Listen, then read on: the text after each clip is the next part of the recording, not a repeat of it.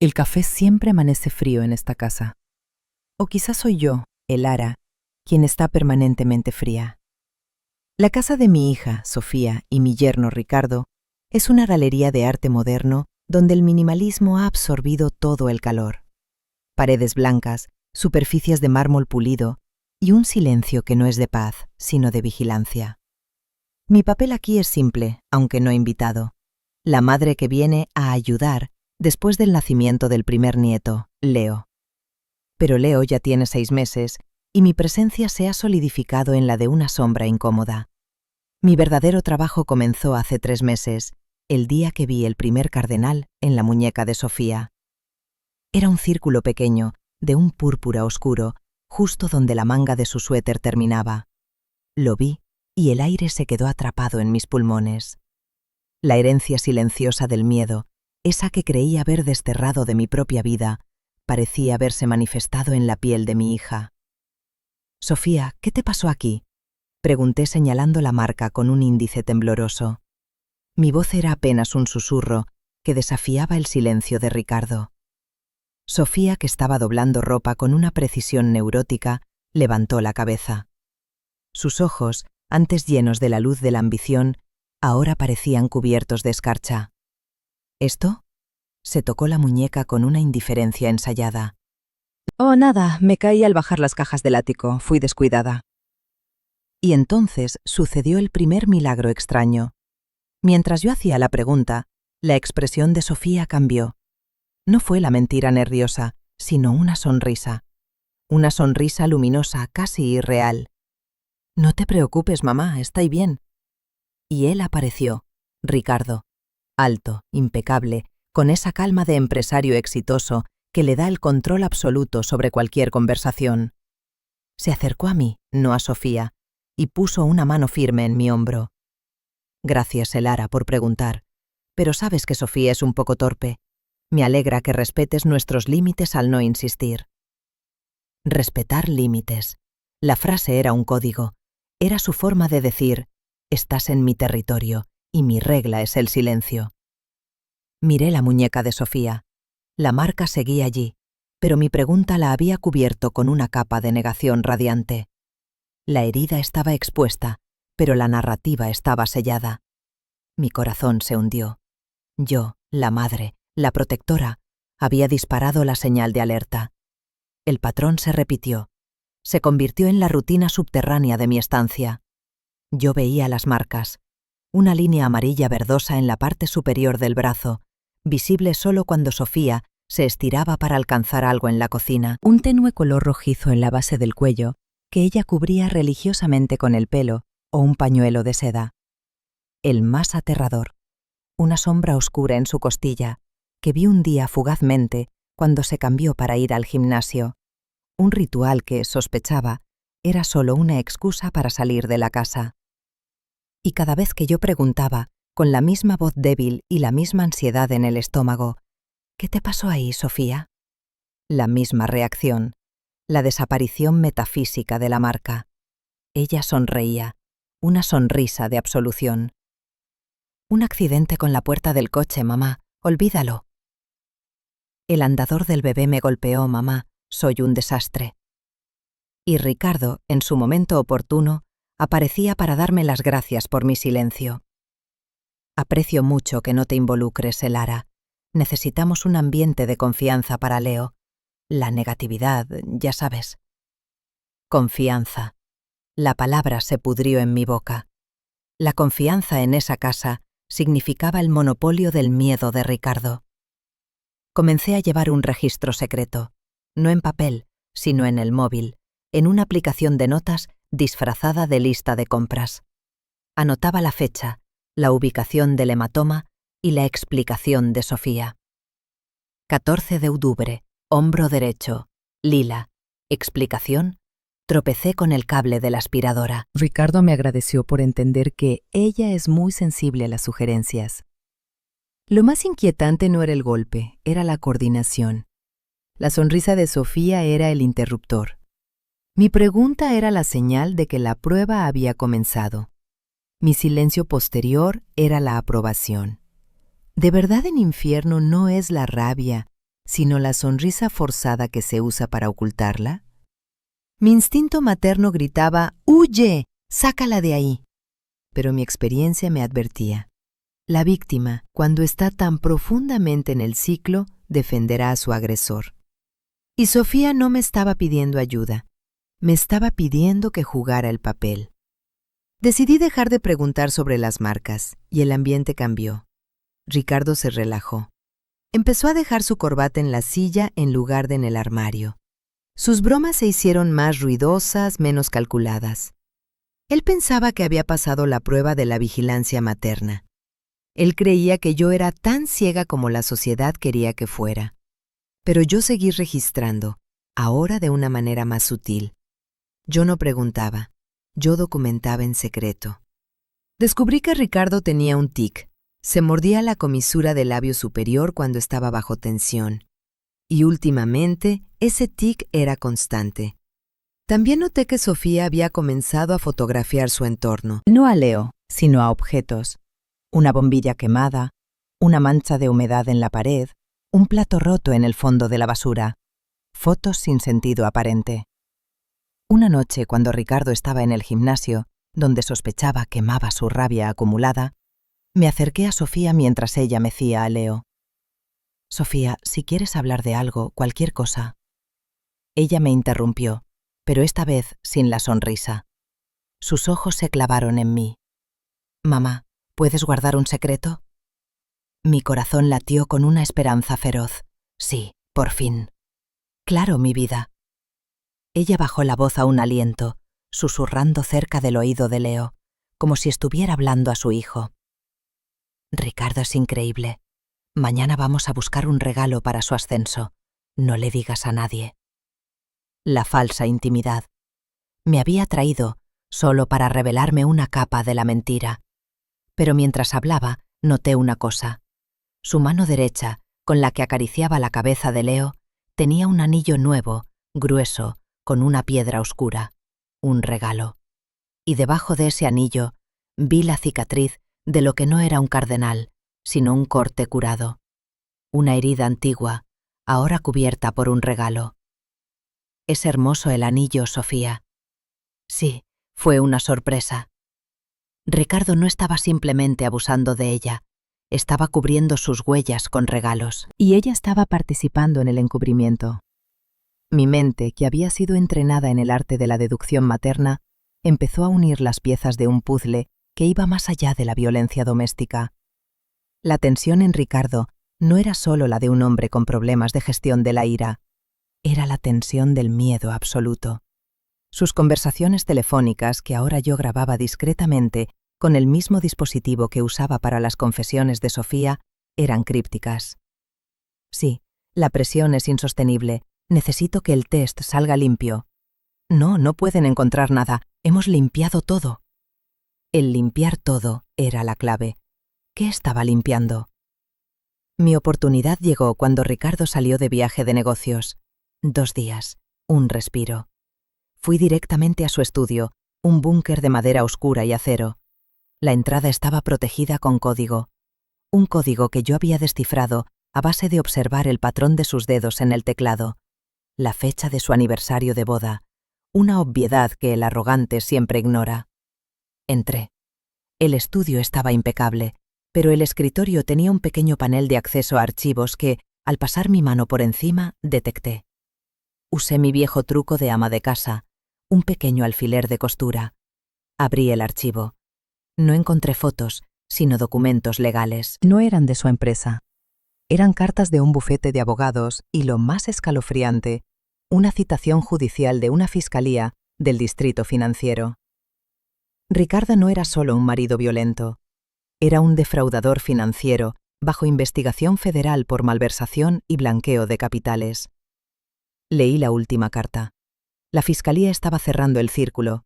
Estaban investigando a sus cercanos, buscando cualquier patrón de comportamiento errático o manipulación que pudiera servir como prueba de su personalidad fraudulenta.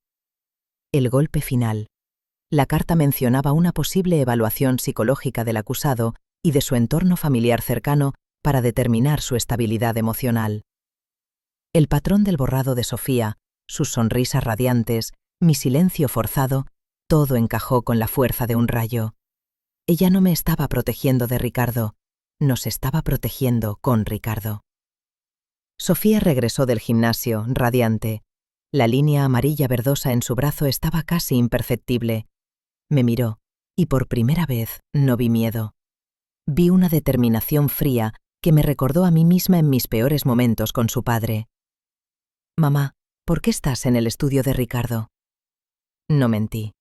Mentir era jugar a su juego. Vi el sobre, leí la citación Sofía, el fraude, la investigación. Ella no se desmoronó. Se sentó en la silla de cuero, la espalda recta, su rostro sin emociones. Lo sé. ¿Y las marcas? ¿Los golpes? ¿Por qué lo cubres? Porque mi silencio es su coartada, mamá. Su voz era un hilo de acero. Me explicó la estrategia. La fiscalía está buscando pruebas de inestabilidad o comportamiento abusivo para reforzar el caso de fraude. Un hombre que golpea a su esposa es un hombre que miente y manipula en todos los aspectos de su vida. Entonces, ¿por qué lo cubres? ¿Por qué no te vas? Porque si lo dejo y si denuncio la violencia, la fiscalía lo usa inmediatamente contra él. Se acelera el proceso, él cae. Y si él cae ahora, nosotros caemos con él. Sofía me explicó que Ricardo había blanqueado grandes sumas de dinero a través de una cuenta de fideicomiso a nombre de Leo, el bebé. Si Ricardo era condenado por fraude antes de que ella pudiera asegurar la transferencia legal de esos fondos a una cuenta legítima, el gobierno confiscaría todo, dejando a ella y a Leo en la bancarrota. Los golpes duelen, mamá, pero la bancarrota nos destruye. Necesito tiempo.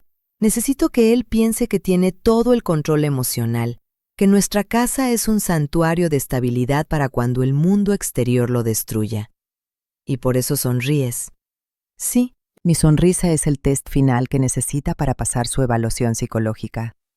Si su esposa, su madre y su entorno inmediato testifican que es un hombre estable y que mi vida es un accidente torpe, él gana tiempo. Y mi pregunta, mi ansiosa y bien intencionada pregunta, había sido la señal de alarma. Había puesto en peligro su plan. Mi silencio no era respetar tus límites, Sofía, era tu coartada, y tu coartada eres tú misma. Sí, mamá, y ahora necesito que tú seas mi cómplice silenciosa. Ricardo te ve como la última pieza de la prueba. Si tú atestiguas que esta casa es un nido de paz, él está salvo, temporalmente. El juego había cambiado.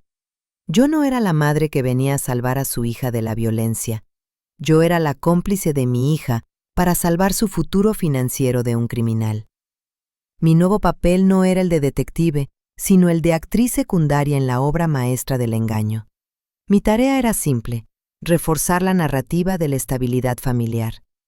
Dejé de hacer preguntas sobre las marcas. Las veía, las registraba en mi mente, ahora sin el pánico, y ofrecía mi propia versión de la sonrisa forzada cuando Ricardo estaba cerca. Ricardo, sintiéndose seguro, comenzó a relajar su vigilancia. Sus caricias a Sofía se hicieron más públicas, sus palabras más dulces. Él creía que el terror había funcionado. Había domesticado a su esposa y a su suegra. Pero yo y Sofía nos comunicábamos en un código silencioso. Nuestros ojos se encontraban sobre la cabeza de Leo. Ella me transmitía la urgencia. Yo le transmitía mi determinación. Nuestra estrategia requería una doble vida. En presencia de Ricardo, éramos el cuadro perfecto de la familia adinerada y unida. Fuera de su vista, yo, la anciana que se suponía que estaba perdiendo la memoria, me convertí en la operadora logística de Sofía. Yo contactaba al abogado de Sofía, un hombre de mi absoluta confianza, explicando solo que mi hija necesitaba asesoría financiera urgente y confidencial. Mi viejo entrenamiento en la deducción materna y mis años de gestión de mi propia vida bajo la sombra de un marido controlador, mi exesposo, un hombre emocionalmente ausente que requería la perfección de sus mujeres, me hicieron una aliada invaluable. Mi función era la de despistar. Yo distraía a Ricardo con mi senilidad cuando él estaba cerca de su móvil, permitiendo a Sofía transferir documentos y cifrar comunicaciones. «Ay, Ricardo, Me temo que no recuerdo dónde dejé las gafas.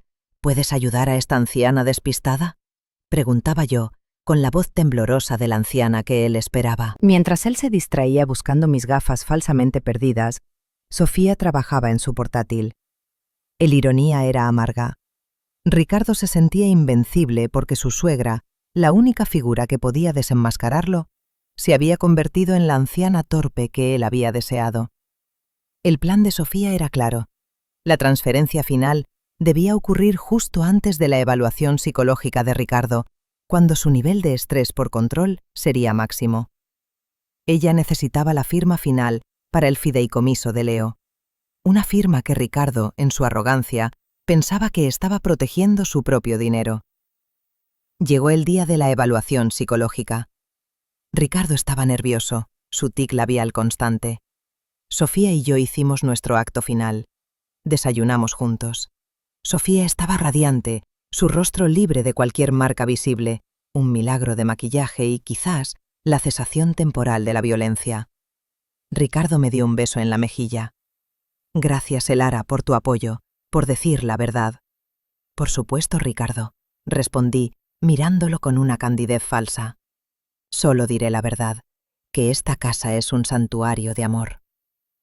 El psicólogo forense, un hombre con la mirada fría y analítica, llegó a la casa. Primero habló con Ricardo, evaluando su estabilidad y su capacidad para manejar el estrés sin recurrir a comportamientos autodestructivos o erráticos. Luego vino mi turno. Me senté en el sillón, asumiendo mi papel de la madre de la novia, tranquila y feliz. El psicólogo me preguntó sobre la dinámica de la pareja, sobre las tensiones, sobre cualquier episodio de ira. Yo sonreí. Oh no, doctor, ellos son el matrimonio perfecto. Ricardo es un marido ejemplar, muy paciente con mi hija, que a veces es un poco torpe, ya sabe. Ella se golpea con todo. ¿Ha notado alguna vez marcas inusuales en Sofía? ¿Marcas? Me llevé una mano a la sien fingiendo recordar. Bueno, sí. La semana pasada se cayó en la piscina de la abuela de su amiga. Ella es un poco descuidada, pero él siempre la cuida. Él es su ancla. El psicólogo asintió tomando notas. Mi testimonio era la pieza de oro que Ricardo necesitaba. La confirmación de que cualquier evidencia de daño físico era autoinfligido o accidental, y que el hogar era un lugar de estabilidad. Cuando terminó mi entrevista sentí el sudor frío en mi espalda. Lo había hecho. Había mentido para mi hija. El psicólogo se retiró. Ricardo regresó al salón radiante. Funcionó, Sofía, funcionó, Elara. Pasamos la prueba. Él cree que somos el núcleo de la estabilidad. Esto me da el tiempo que necesito.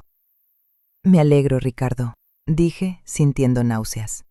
Sofía me miró, y en sus ojos vi la señal. Ya es hora.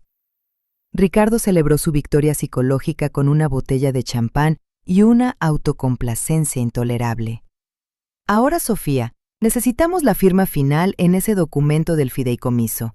Es solo una formalidad, pero es la última cosa para proteger a Leo de cualquier cosa que pase con el negocio.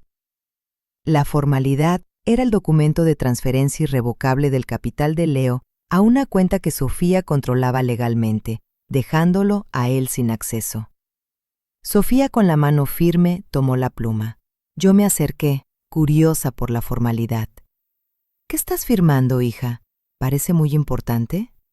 Solo una protección para Leo, mamá. Es un fideicomiso que Ricardo me pidió que firmara. ¿Él es tan previsor?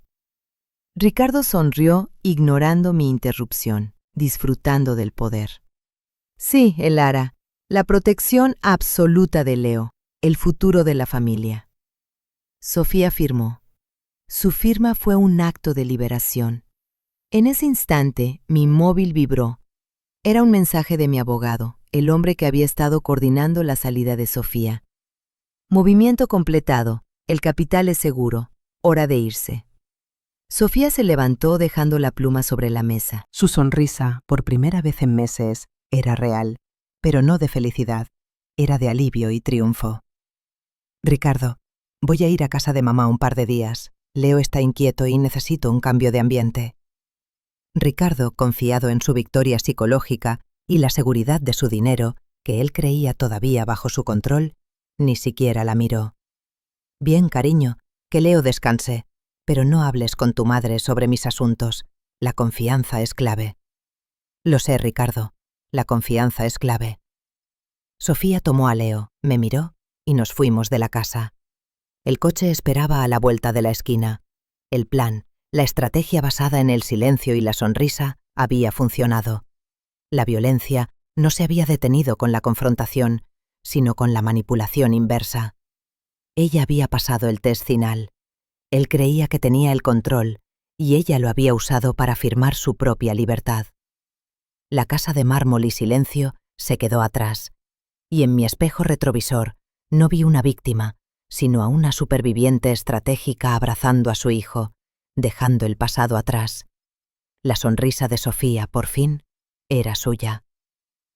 El coche de mi abogado, oscuro y discreto, se fusionó rápidamente con el tráfico, dejando atrás la burbuja de cristal y mármol que había sido la prisión de Sofía y Leo. A pesar de la adrenalina que me mantenía erguida, la tensión de los últimos meses golpeó mi cuerpo como una ola fría. Me di cuenta de que mi actuación como la anciana despistada había requerido más energía que cualquier maratón.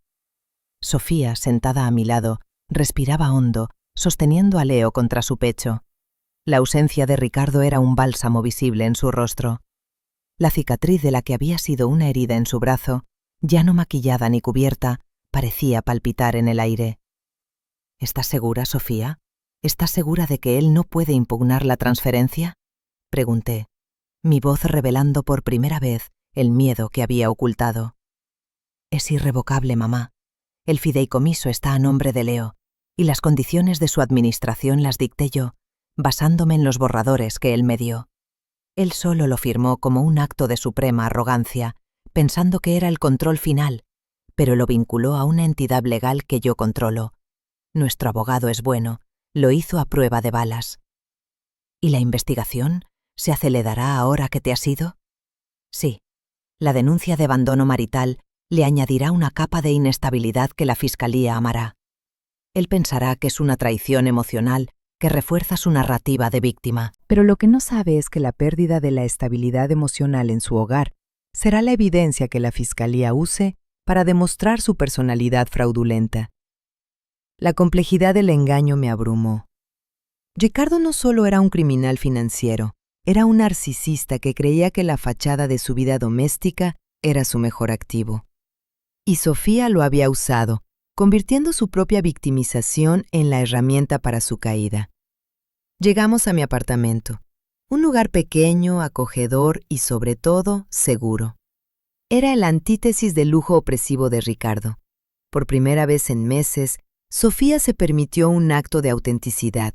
Se derrumbó, no con gritos o histeria, sino con un llanto silencioso, lágrimas gruesas que rodaban por sus mejillas mientras Leo dormía tranquilamente. «Me duele, mamá», susurró, refiriéndose a algo más que los hematomas desaparecidos. «Me duele haber tenido que participar en mi propia mentira durante tanto tiempo. Mi sonrisa era mi máscara más pesada». «Lo sé, mi vida, pero usaste su propia arma. Él creía que el control era la estabilidad. Tú demostraste que la verdad era el poder». En ese momento, vi a mi hija con una claridad que nunca había tenido. Ella no era la niña asustada que yo había temido que fuera. Ella era una estratega fría, forjada en el fuego de la necesidad. ¿De verdad el verdadero coraje de la víctima es la capacidad de usar la propia dinámica de control de su agresor para lograr la liberación? La explosión de Ricardo no se hizo esperar. Ocurrió a las pocas horas de nuestra llegada. Primero llamadas, decenas de ellas, a mi móvil, al móvil de Sofía, que había silenciado y dejado en modo avión. Luego mensajes de texto. La histeria inicial rápidamente se transformó en la manipulación calculada. Ricardo: esto no es inteligente, Sofía. Sé que estás con tu madre. Sabes que mi estabilidad es vital para Leo. Vuelve a casa. No hagas esto más difícil. Piensa en el niño.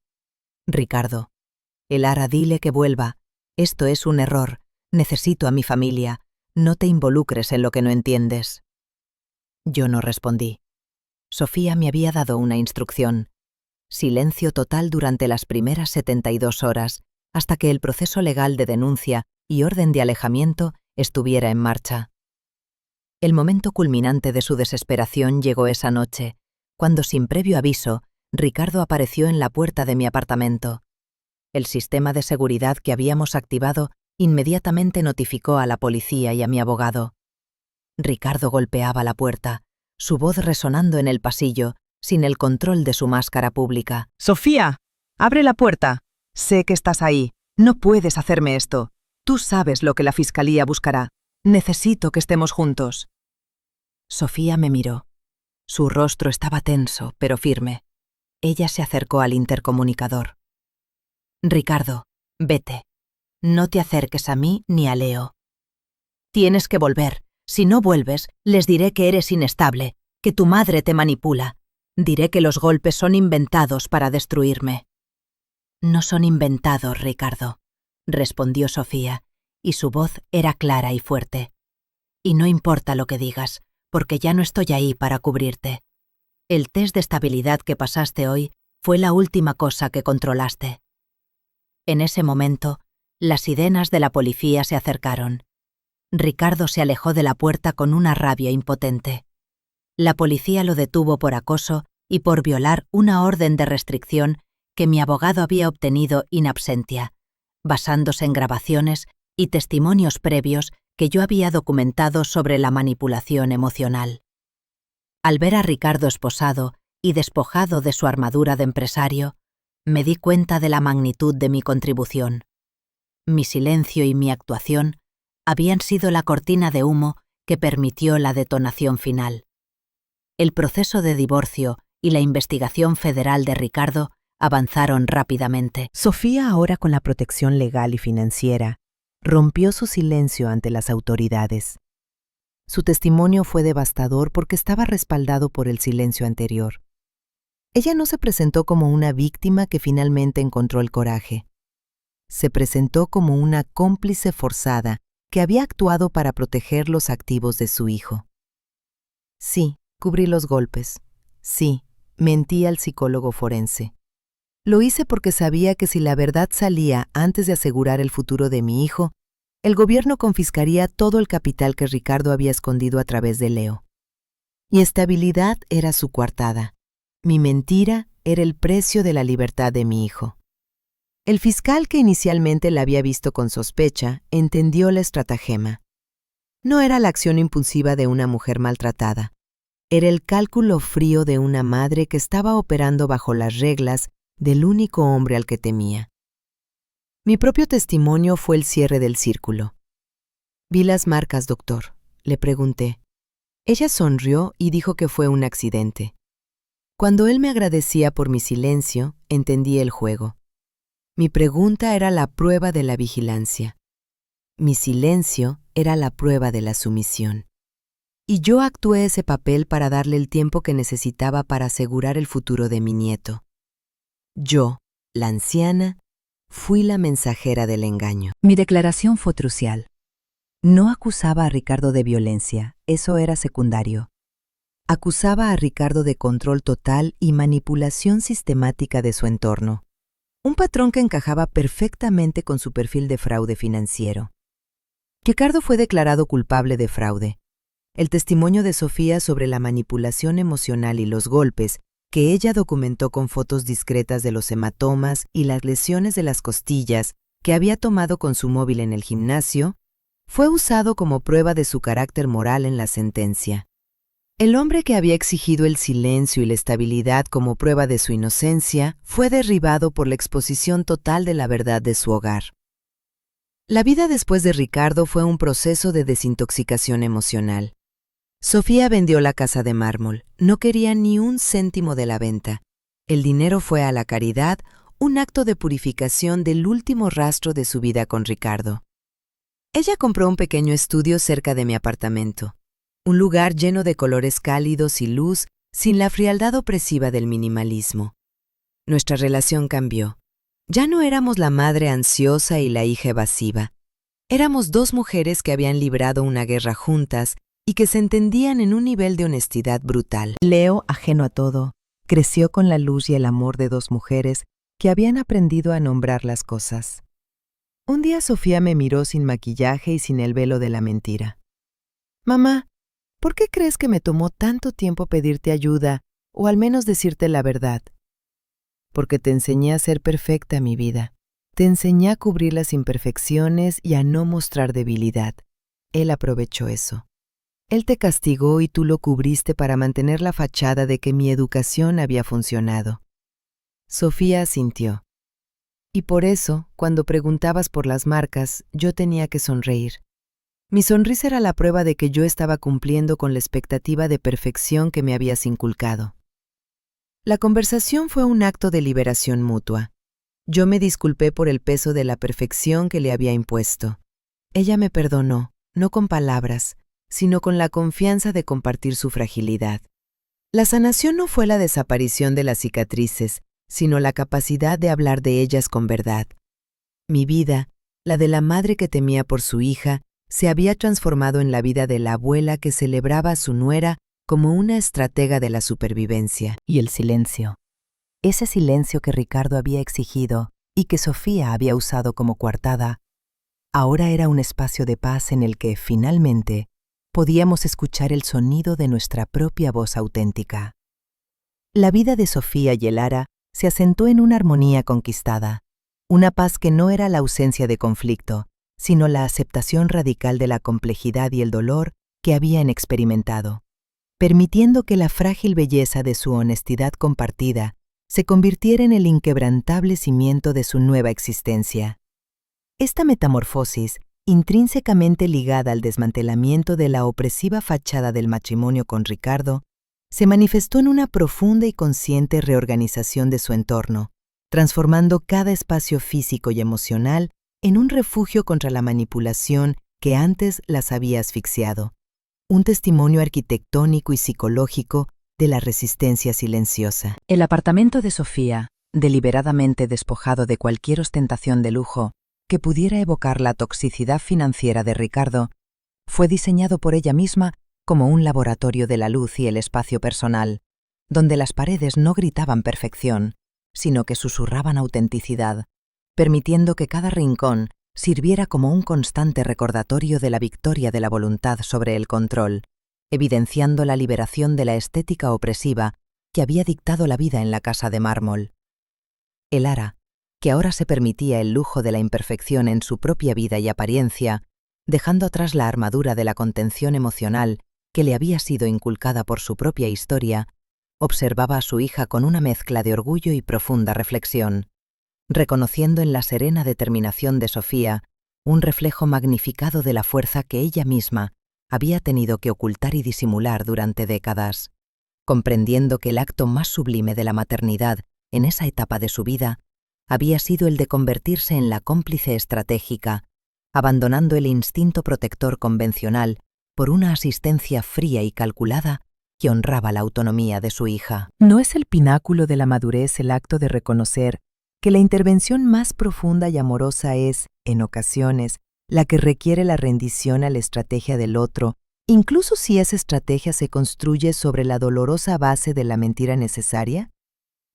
La resaca emocional de haber participado activamente en el engaño, de haber atestiguado falsamente ante el psicólogo forense para asegurar la caída final de Ricardo, no desapareció de inmediato, sino que se convirtió en una sombra persistente que obligó a Elara y Sofía a confrontar la brutal ética de sus acciones, entendiendo que el silencio, aunque necesario para la supervivencia de Leo, había tenido un costo moral y psicológico que no podía ser simplemente borrado por la victoria legal. En las largas tardes en el nuevo apartamento, mientras Leo gateaba bajo la luz suave, Elara y Sofía se dedicaron a una reparación conversacional meticulosa, desmenuzando cada momento del engaño, no para justificarse, sino para integrar la verdad de su complicidad en su nueva identidad, comprendiendo que el perdón no era un borrador del pasado, sino una aceptación solemne de las decisiones difíciles tomadas en circunstancias imposibles. Sofía, en un momento de vulnerable honestidad, confesó a Elara la tortura interna que representaba cada sonrisa forzada y cada negación de las marcas visibles, revelando la profunda disociación que había experimentado al tener que defender a su agresor ante el mundo exterior, mientras su cuerpo físico le gritaba la violencia que había soportado, explicando que su mente había creado un compartimento estanco donde la seguridad financiera de Leo era la única moneda de cambio aceptable para soportar el dolor físico. Una revelación que subrayaba la aterradora racionalidad de su estrategia. Elara, al escuchar la cruda verdad de la experiencia de su hija, se sintió abrumada por la magnitud de la soledad que Sofía había cargado, reconociendo que el silencio de la víctima era un mecanismo de supervivencia tan antiguo y complejo como la propia violencia, y que su propio silencio, aunque forzado, había sido, en ese contexto, el último acto de obediencia necesaria para el éxito de la operación de rescate, permitiendo que la amargura de la traición se disolviera en la comprensión profunda de la estrategia mutua.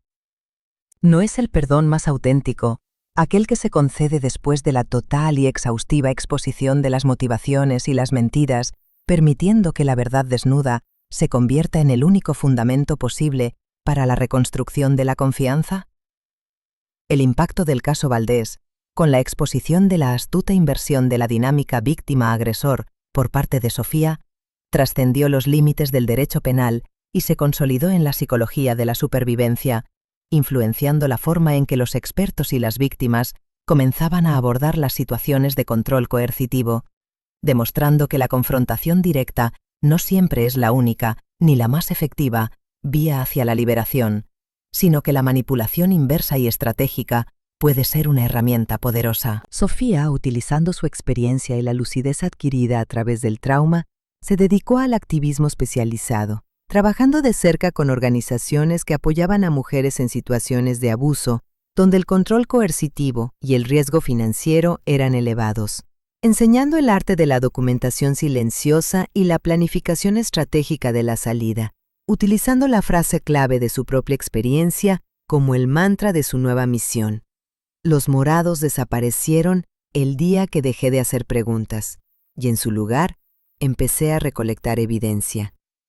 Ella y Elara desarrollaron un sistema de apoyo cifrado basado en sus propios códigos, diseñando talleres para mujeres donde se enseñaba a usar las propias demandas de estabilidad del agresor como una cortina de humo para la planificación de la huida, instruyendo sobre la importancia de la coartada emocional y la narrativa de la negación para comprar tiempo legal y financiero, transformando el horror de su pasado en un manual de resistencia práctica que se distribuía discretamente en centros de apoyo, transformando así el veneno de la mentira en el antídoto de la estrategia. Este legado del testimonio invertido no solo sanó las heridas de Sofía, sino que también revitalizó la vida de Elara, quien encontró en el apoyo a la misión de su hija una reafirmación tardía de su propia fuerza, comprendiendo que su vida entera, marcada por la obligación a la perfección, la había preparado inconscientemente para ser la ejecutora perfecta del engaño final, encontrando en el coraje de su hija el propósito de su propia historia silenciada. ¿No es el destino la forma más compleja de ironía, demostrando que las herramientas que te forjaron en la sumisión son, en la etapa final de la vida, precisamente las que te permiten diseñar la liberación de la próxima generación, transformando el dolor heredado en una estrategia de empoderamiento?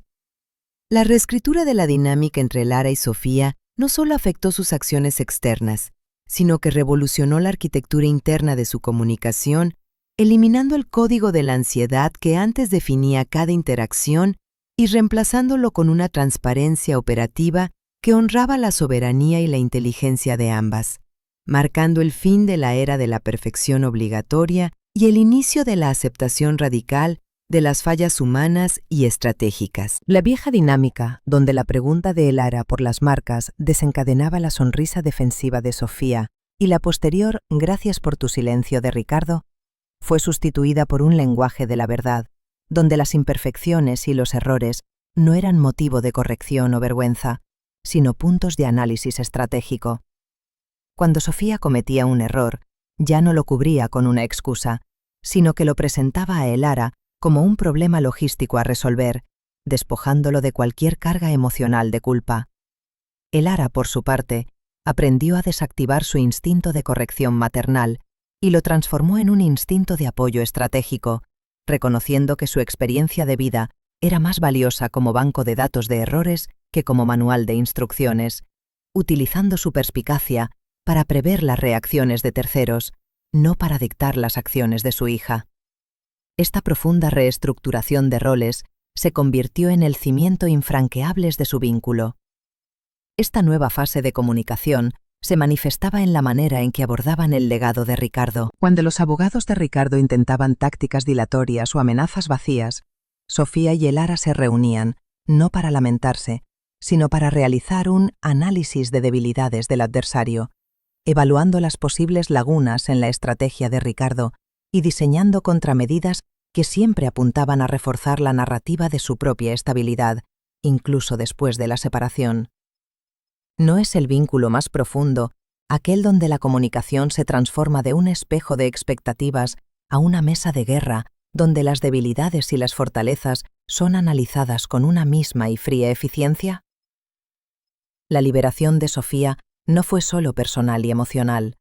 Tuvo un impacto catalizador en su identidad profesional, reclamando la ambición y el talento que la opresiva sombra de Ricardo había intentado sofocar, reconociendo que la misma capacidad de análisis y el rigor estratégico que había utilizado para desmantelar la vida de su exmarido eran, en esencia, las cualidades fundamentales necesarias para sobresalir en el mundo empresarial. Ricardo, en su obsesión por el control, había relegado la carrera de Sofía a un hobby decorativo, temiendo que su independencia profesional se tradujera en independencia personal. Al desvincularse de él, Sofía no solo retomó su profesión, sino que la abordó con una nueva y afilada perspectiva, viendo cada proyecto como un sistema a desmantelar y reconstruir, aplicando la lógica del engaño, la anticipación de los movimientos del oponente y la creación de una coartada perfecta a su trabajo. Su éxito fue meteórico.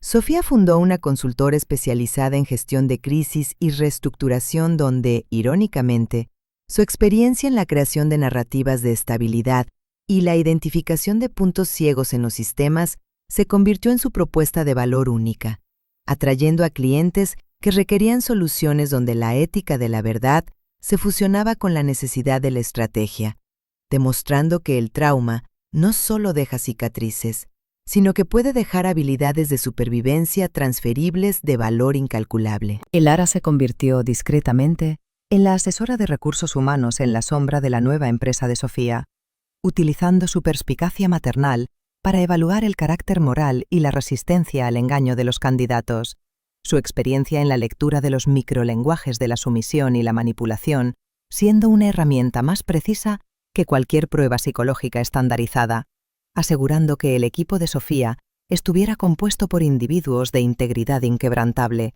un rechazo categórico a la dinámica tóxica que las había definido anteriormente. ¿No es el verdadero triunfo de la supervivencia la capacidad de tomar las habilidades aprendidas en el infierno, la vigilancia, el engaño, la paciencia fría, y aplicarlas con éxito y ética en la construcción de una vida nueva y profesionalmente poderosa?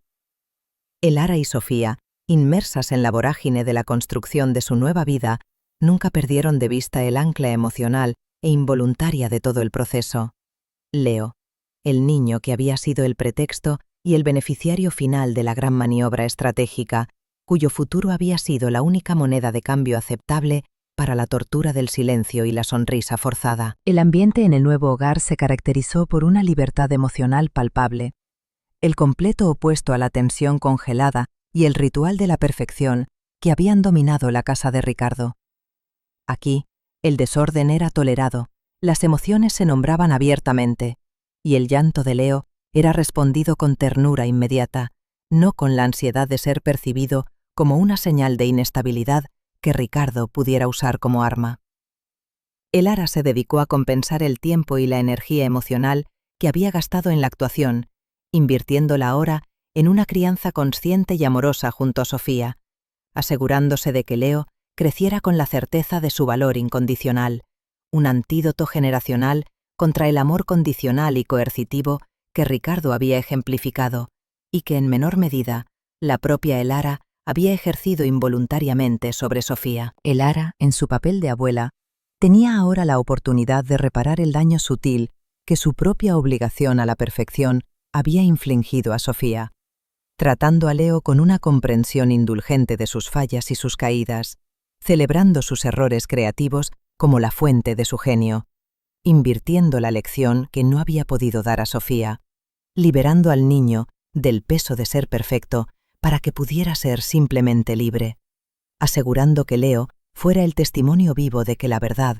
por compleja que fuera su gestación, siempre ofrece el mejor y más seguro de los refugios. ¿No es el legado más valioso aquel donde el trauma se convierte en la sabiduría necesaria para proteger a la próxima generación de las mismas trampas emocionales, garantizando que el hijo sea la prueba viviente de la victoria de la verdad sobre el control?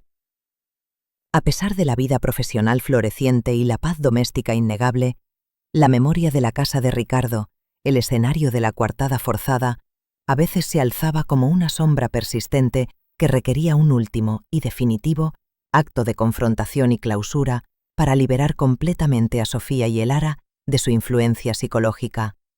Un acto que no era legal, sino profundamente personal. La casa de mármol, que no fue vendida por Sofía, sino por los liquidadores de Ricardo después de su condena, el gobierno embargó una gran parte de sus bienes, frustrando el último intento de Ricardo de usarla como activo.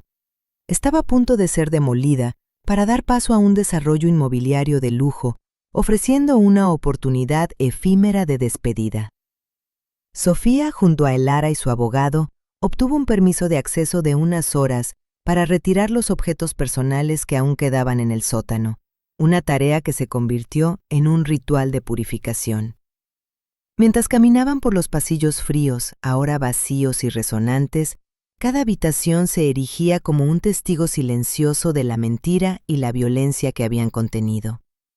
En el estudio de Ricardo, el búnker de su control, encontraron el viejo escritorio de cuero. Sofía se sentó en la silla, no con miedo, sino con una autoridad tranquila, recordando cómo ella y Elara habían usado ese mismo espacio para ejecutar la maniobra de la firma. En ese momento, la casa ya no era una prisión, era un museo de la victoria. Elara encontró en el armario una caja olvidada de los viejos pañuelos de seda que Sofía usaba para cubrir las marcas del cuello. Ella tomó la caja, no con nostalgia, sino con un sentimiento de triunfo, comprendiendo que esos objetos, antes instrumentos de la negación, ahora eran reliquias del coraje, símbolos de la estrategia fría que había salvado el futuro de Leo. Antes de irse, Sofía se detuvo en el umbral de la puerta principal, mirando la fachada de mármol que tanto había exigido la perfección de la apariencia. Ella y Elara se tomaron de las manos. Se acabó, mamá. La casa se va, y con ella el lenguaje del engaño. El acto de clausura fue la aceptación consciente de que, aunque las paredes caerían, las lecciones aprendidas dentro de ellas se habían convertido en la arquitectura inquebrantable de su nueva vida. No es el verdadero acto de clausura, aquel en el que se le quita el poder a los escenarios del trauma, convirtiéndolos, justo antes de su destrucción, en el último y más poderoso testigo de la propia resiliencia. Después del ritual de clausura en la casa vacía de Ricardo, la verdad, que durante meses había sido un torrente furioso de urgencia estratégica, comenzó su proceso de sedimentación, asentándose en las profundidades del alma de Sofía y Elara, transformándose de una narrativa de guerra a una filosofía de vida, un cambio tectónico que redefinió cada microinteracción y cada planificación de futuro. La liberación, aunque total y legalmente inexpugnable, no se manifestó como una explosión de alegría desenfrenada, sino como una calma densa y profunda, el resultado directo de haber navegado con éxito por las traicioneras aguas del engaño necesario. Sofía, que había vivido bajo la tiranía del mármol pulido y la estética de la perfección impuesta, encontró en el simple acto de cultivar un pequeño jardín interior en su nuevo apartamento un profundo simbolismo terapéutico. Cada maceta, cada brote, cada cuidado paciente a las raíces, se convertía en una metáfora tangible de la reconstrucción de su propia psique. Ella no buscaba la floración espectacular o la belleza artificial que Ricardo había exigido en su vida, sino la salud silenciosa y orgánica de un crecimiento auténtico, un rechazo consciente a la fachada en favor de la sustancia nutritiva. Elara se unió a este ritual utilizando su experiencia de vida como el abono intelectual para el florecimiento de Sofía.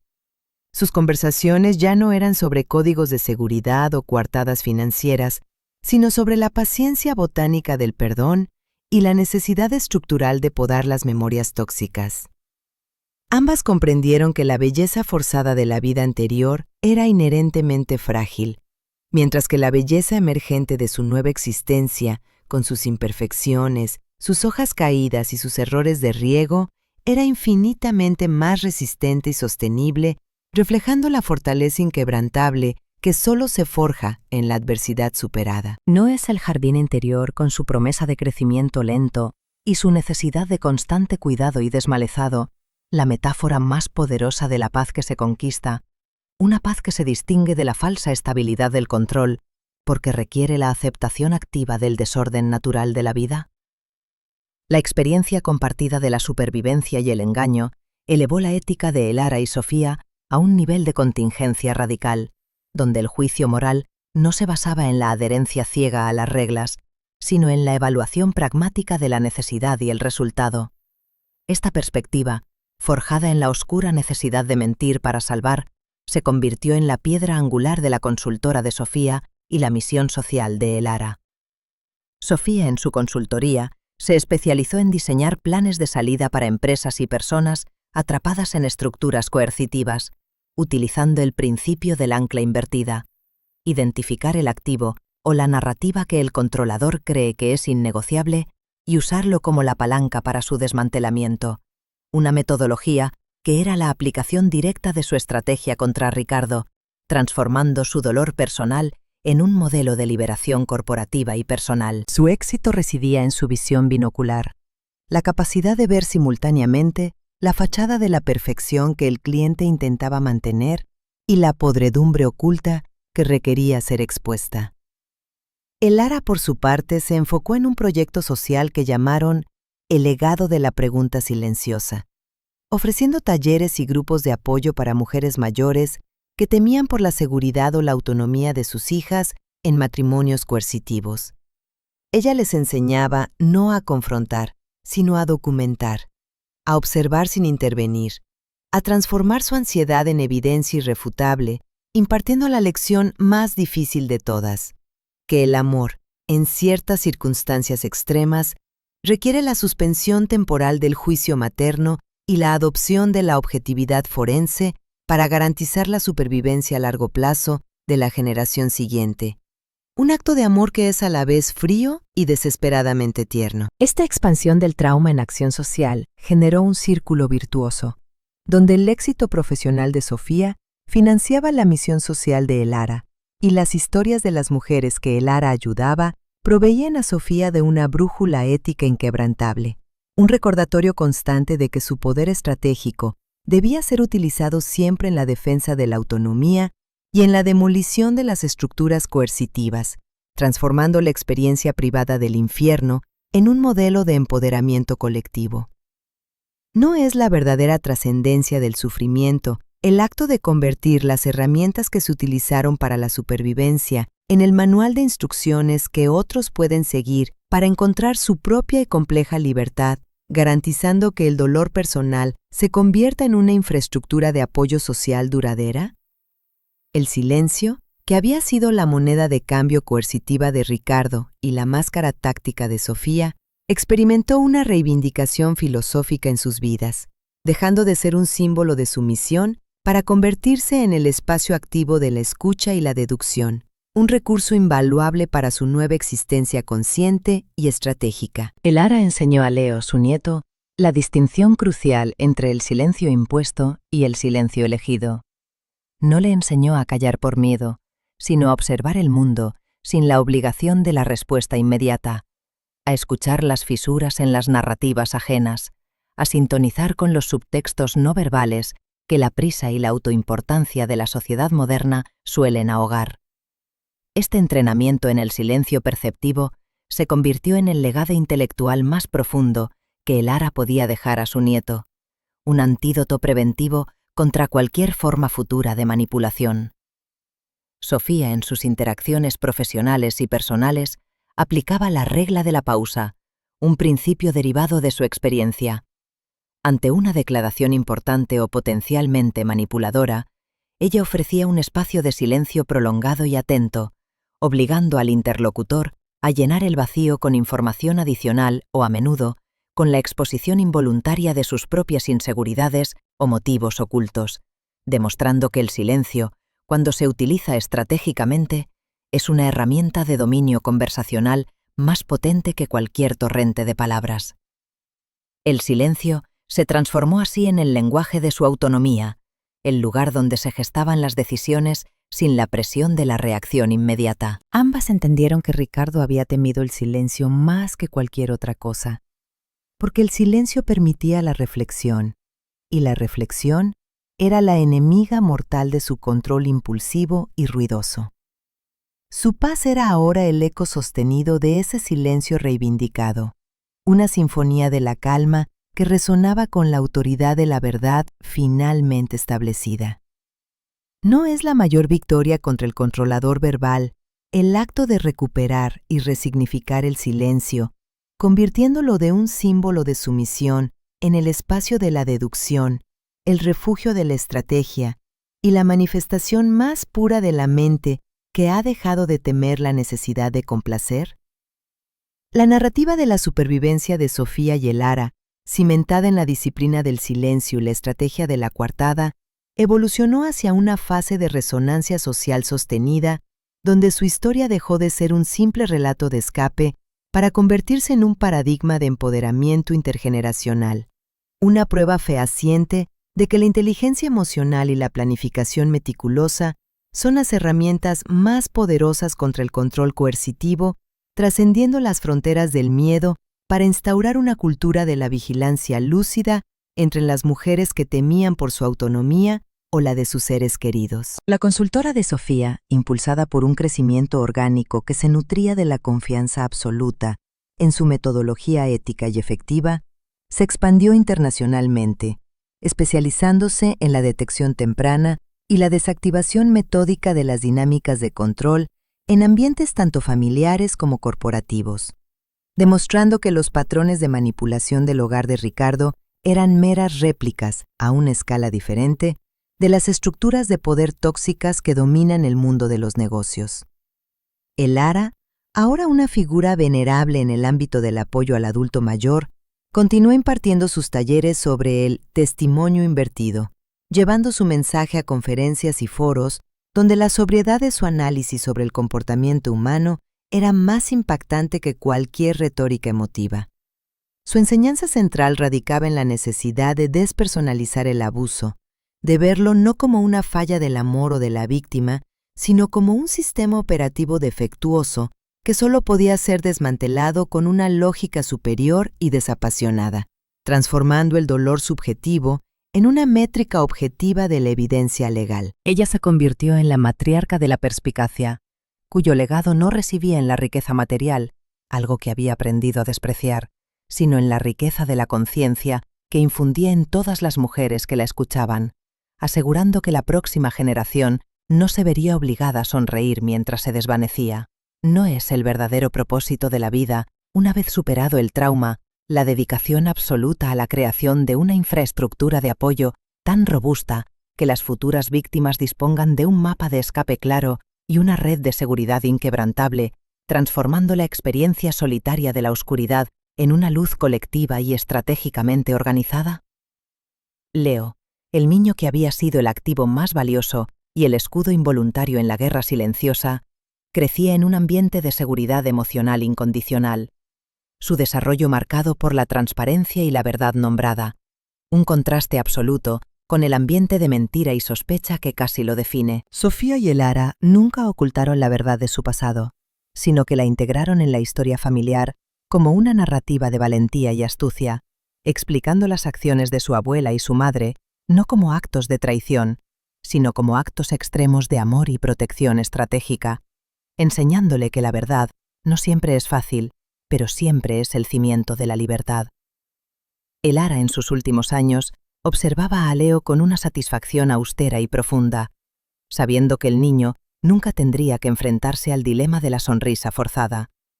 Él creció con la certeza de que su voz era válida, que sus caídas eran aceptadas y que su abuela había utilizado las armas de la inteligencia para asegurar su futuro. En su testamento emocional, Elara no dejó bienes materiales a Leo. El fideicomiso de Sofía ya había asegurado su futuro financiero, sino su cuaderno de notas cifradas que contenía los primeros registros de los hematomas de Sofía, junto con una nota final. El silencio es un arma poderosa, nieto. Úsalo para escuchar, nunca para callar tu propia verdad. La última imagen de Elara, antes de su fallecimiento tranquilo en el apartamento lleno de luz y jardines interiores, fue la de observar a Sofía y Leo riendo sin reservas. En esa risa, libre de cualquier código o contención, Elara vio la reparación final y la certificación absoluta de que su misión había sido completada. Los morados habían desaparecido y el silencio había sido reivindicado. La historia terminó no con el juicio del agresor, sino con la paz duradera de las mujeres que se habían negado a ser borradas, un testimonio inquebrantable de que la estrategia de la supervivencia es, al final, la forma más compleja y poderosa de amor incondicional.